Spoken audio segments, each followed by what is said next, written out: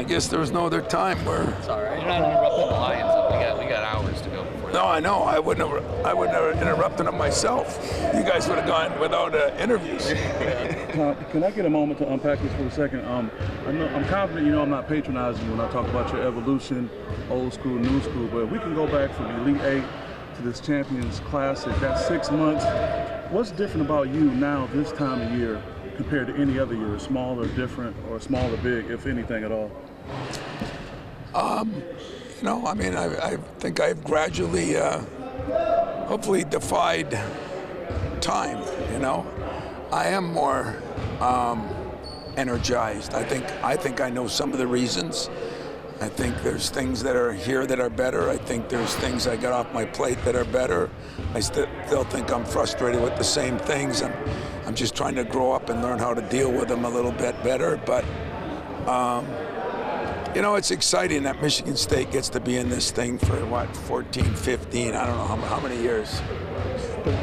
13 years. It's always one of the most watched nights of basketball. And I look at that as a privilege. I mean, yeah, we had to earn it, but it's still a privilege to play in it. So I'm excited to go to New York. I'm excited to see where we are. We are not great by any means yet, and that's why I said that the other night. But, you know, and I hope you didn't take it wrong, because I got calls from NFL guys and people all over. You know, you do have to push people. That doesn't change.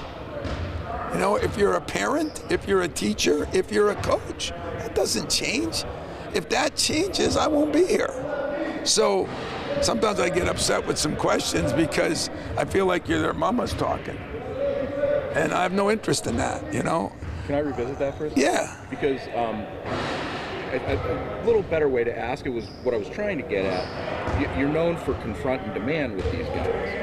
Do you feel like this group can handle that maybe better than some of the recent ones? Because it seems like they respond. No, I didn't say it was a bad question. Yeah. I just said it just opens up that it means, do you think they can take you?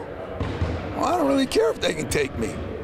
They signed up for it, and they signed up for what they told me what they want to accomplish. That's the difference with me. I don't put goals up every year that are my goals. I say, give me a piece of paper, tell me what you want to accomplish, then I'll work mine in within that. So they tell me what they want to accomplish. It's my job to hold them accountable to that. I don't have to say, well, maybe they can't take it. Then don't say it. So they say what they want, and listen, even media guys saw the difference in the first half and the second half. With the energy, not the skill, the energy. That's unexcusable for me and my captains. If somebody can't take that, the good news is before we're done, the NCAA will probably let you transfer on Friday and play somewhere else on Monday. So do it. But it just rubs me the wrong way because we're getting to be such a soft society and soft that, and you guys add to it. You guys know what's right and wrong. You just don't write it. You're scared to write it. I mean, it's not a big deal. I mean, these guys compared to the guys that I used to coach, they can take it. If mommies could take it, and agents could take it, and runners can take it, they can take every much the same because they're human beings, and human beings are meant to be pushed. And if they aren't meant to be pushed, I wouldn't have a job. I mean, that's why you have a job, is to try to push people and make them into what they want to be. And so I wasn't mad about it. I'm mad at our society because I think our society is soft. And but I do like, we've had two of the best practices I've had in 2 years. What will that mean? I don't know. But they got after it, and by the way, they took it. And by the way, they gave some of it. So that puts me in a good mood too. To be honest with you, what that'll mean on game night, are we gonna make any shots? That's still a problem. Sooner or later, you gotta make shots. But boy, the effort these 2 days, I'll be shocked if we don't play well, whether that's enough. I mean, that's a hell of a team with a hell of a roster. I mean, that's 10 deep of really good players. So we'll see. What have you seen from them? They've had a couple games where they're really up and then not as good. What have you seen when they're good and when they're not as good? Well, I mean, when you don't shoot the ball well, that affects everybody. You know, it's like trying to live with your defense in football. You know, the Pittsburgh Steelers, you can play great defense, and sooner or later, if the offense, it just bogs you down. It makes you, you know, and I think that happens to us a little bit. What happened the other night was surprising to me, because some of my key guys came out that I love to death and I believe in, and they just didn't have the zip to them. And then it changed quickly, and I mean, you know, some of it's understandable if we'd had accomplished something. I just want to make sure you know, our fans know, and my players know. Beating Arkansas, nope. Nobody hung a banner up for that. You know, it was a good win, you know. John wasn't happy with his team. But we didn't accomplish nothing, and I'm not saying that for coach speak or anything else. But it's amazing. I'm never on Twitter. I will never be on Twitter. But I get a lot of people that call me, you know, fans upset about this, fans. Why can they be upset and I'm not allowed to be? I don't get that. I'm upset too. But I'm going to hold them accountable to what I think they want to be. And that's why, you know, like Jeremy, I mean, if you look at Jeremy, our relationship with Jeremy is 20 times better than it was. And that's normal. He's really here a year and a half because of the injury and that. Doesn't understand, and then all of a sudden figures out, hey, that idiot wants me to be good too. And when that happens, it's the same thing that happened with many other players over my career. I thought the last 2 days, we kind of understood what we didn't do. Why we didn't do it, if I had that answer, I'd be a lot better off than where I'm at. But I did talk to my captains about it. I did talk to my seniors. I talked to my staff. And I took the blame myself, because eventually I'm the one that's got to get that done. So, what do you make of Kentucky? Well, I mean, I told you that I thought Arkansas was one of the most talented teams I saw, and I did. But they had some younger guys. They didn't have as much experience. Kentucky's even more athletic and tougher. I think they really pushed the ball. You know, Arkansas had one guy that really pushed the ball. Kentucky's got multiple guys that push the ball. They have more than a couple of shooters. And they can shoot it from deep. You know, where Arkansas had one, maybe two. They have three, maybe four. And they're big inside, and those two guys inside complement each other. They kind of play about 22, 18 minutes, so they're usually fresh. They're well coached. And, you know, again, I think we're going to hit some of the better teams in the country, and they're one of them. You've spoken about Trey Ford and transferring in and sort of the different systems he's played under. There's a lot of progress that needs to be made. But I'm wondering how much of a leash or a runway do you give for him to make those improvements now that he's a starter and he sort of got this opportunity to run with? You know, there's never a leash on a guy like you guys think. In other words, you guys come here for a half hour, and again, this isn't insulting, but you come here for a half hour, you know, like something happened today with one of our former guys, and people questioned, you know, is he playing it? Why isn't he playing this and that? And I just laugh because his leash, he creates his leash. If he's out here shooting them from here and making them, I'm letting him shoot them from here and he makes them. If he's shooting them from 18 feet and missing a bunch of them, well, I can't win that way. We can't win that way. So a leash means old school, too hard on them, not gonna let them do anything. I mean, to be honest with you, we have the freedom to run our break and run every time. We have the freedom. I mean, if you asked a guy, and you can go ask him after this, how many times did he tell you it's a bad shot during a game? I told Trey that was one there because that's what Trey does. He makes a shot, and he thinks he's in AU ball and he's going to make the net. But if you remember, in fairness to him, and it's why I hate the rule. What's his name that we had in here for 3 years? Tyson.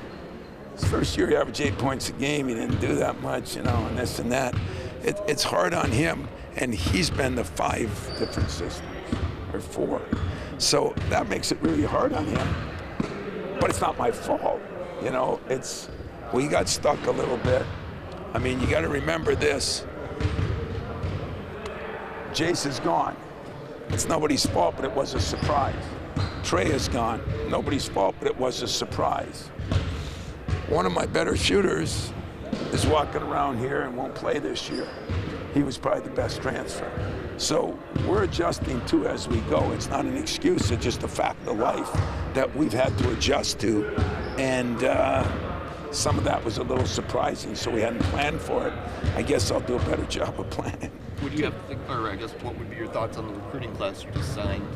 Some services have it #1 in the country, but you know, 4 guys you. Well, you know what? I think it is one of the top in the country, honestly. But I am not ready to. First of all, there'll be a lot more signings. Yeah. Second of all, there's a lot of good programs out there that haven't recruited a high school kid in 3 years. So, what do they do when it's the transfer portal at the end of the year? And you know, that's when it'll matter. But on paper, what we needed, what we got, I love the class. I love the families that are involved with them. I love the grades. I love the guys. I love that they've all been from winning programs. I think I think my staff did a hell of a job. And but who knows where it'll end up, because you know they'll be you know, pretty soon you guys will be ranking. You already are. Who's the best transfer? Who's the #1 transfer? You know. So a lot of schools aren't recruiting freshmen, and at least legally right now, you can't claim a transfer, even though there's a bunch of them already transferring. But you can't do that right now. So I'll just wait and see what happens. But for me, for Michigan State, I think it was a phenomenal class. With Jeremy, how much more ceiling is there? And how close do you feel he's getting to the way you Jeremy has been really good. I mean, he's still not 100% back that he trusts himself. I mean, he trusts his own leg.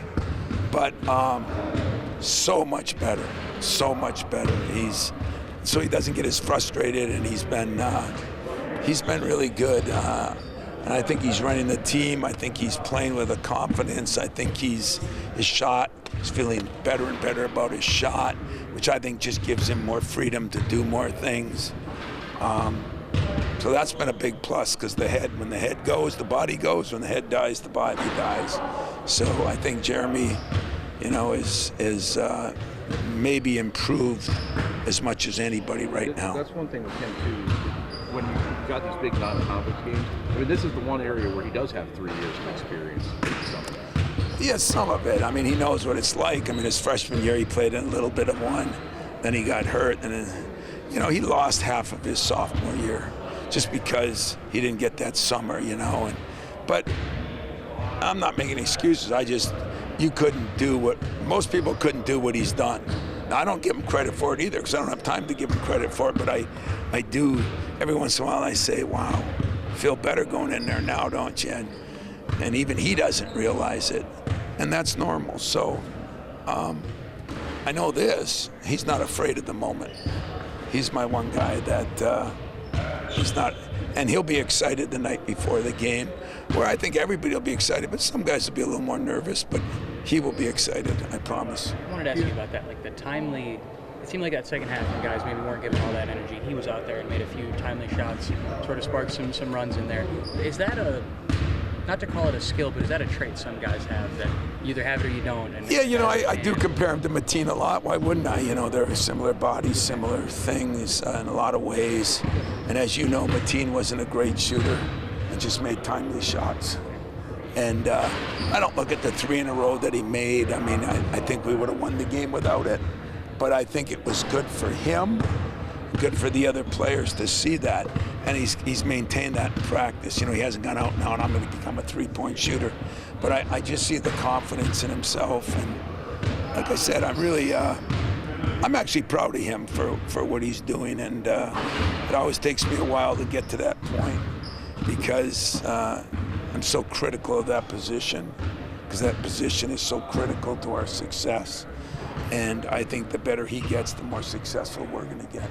Do you have much of a relationship with Pope, their coach? Do You know, him much? Or? I don't know him that well. I mean, I know him a little bit. I did a clinic with him and that last spring. But I think he's a good coach, no doubt about it. But had success at BYU. But I remember more as a player. And but I think he's done a good job. He's got some talent there now. I mean, he's got some talent. Anything else? Appreciate it. Awesome. Thanks. Thank you. You never know until you get a guy here, but we recruited him hard enough, long enough that I just think there's some tremendous upsides on all of them. And the smallest is one of my favorite because CJ, he can run a team. He's doing pretty well out there. And of all the people, after the day he committed, and I said, because everybody's holding off, right? Everybody's telling everybody to hold off. It was almost like he couldn't hold off. He was so excited, and he said, I could have come here the day you told me I had a scholarship. Well, those kids are worth $10 million, so maybe I'll find a way to pay them later. What have you seen in MedLife since the first day you looked at him when he was developing and so forth? What did you like about him initially, and did you see him grow from that point forward, I would imagine? He just had it. He has a feel, and gets along with people. He can shoot the ball. He reminded me of Kalen Lucas. He reminded me of Cassius Winston. You look at guys you've had, he kind of leads a little bit like Mateen. He's not afraid to use his voice.